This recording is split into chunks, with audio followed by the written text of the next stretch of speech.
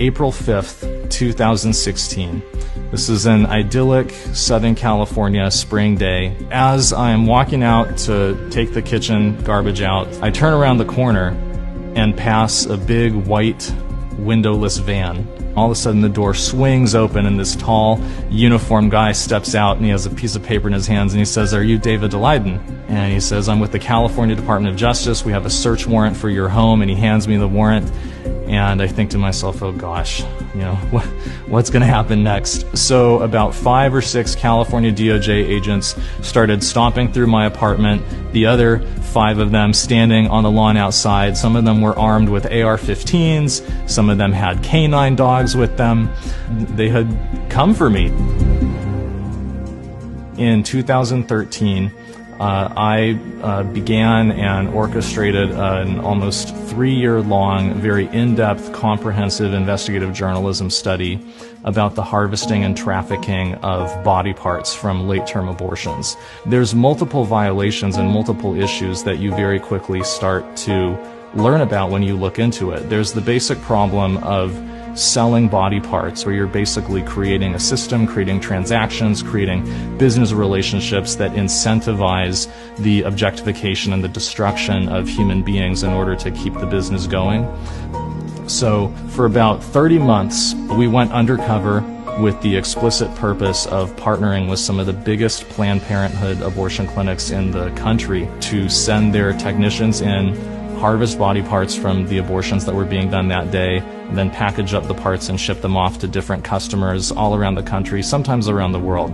In July of 2015, we began to release the Undercover video series. I had been hoping that this was something that would, that would maybe generate 100,000 views or something. Instead, what happened was even bigger than I could have imagined. Within less than a week, we had close to 3 million views on YouTube of the first video, and multiple congressional committees announcing that they were launching federal investigations of Planned Parenthood's involvement in fetal trafficking and fetal experimentation. The truth got out there, and the words of Planned Parenthood's own leadership describing their organization's participation in these activities went viral and was being publicized for the whole world to see. Looking back on it from the information that we know now, I now know what was going on was that Kamala Harris, at the explicit instruction of Planned Parenthood, had targeted me, and me alone, among all undercover video news gatherers in the state of California, to enforce the California video recording law against me and to punish me for speaking the truth about her powerful campaign donors at Planned Parenthood. What we've come to learn in the years since, just 2 weeks before serving the search warrant on my home, Kamala Harris had a secret meeting in Los Angeles with several top-level executives of Planned Parenthood in California.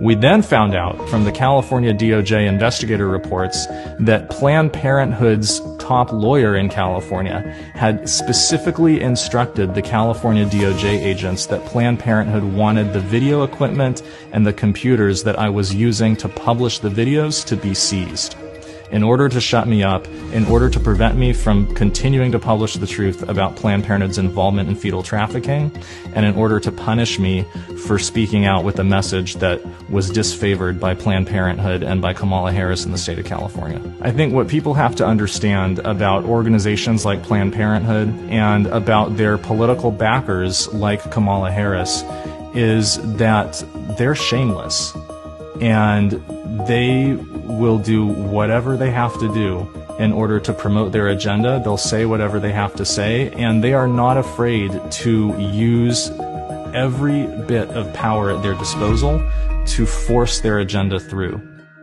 Kamala Harris is the single greatest threat to First Amendment civil liberties that our country has ever seen. If Kamala Harris is elected to be a heartbeat away from the highest office in the United States of America, you will have someone in the White House who has a radical contempt and disrespect for First Amendment civil liberties, someone who believes that she's entitled to use the powers of her office in order to punish the viewpoints of citizens who disagree with her.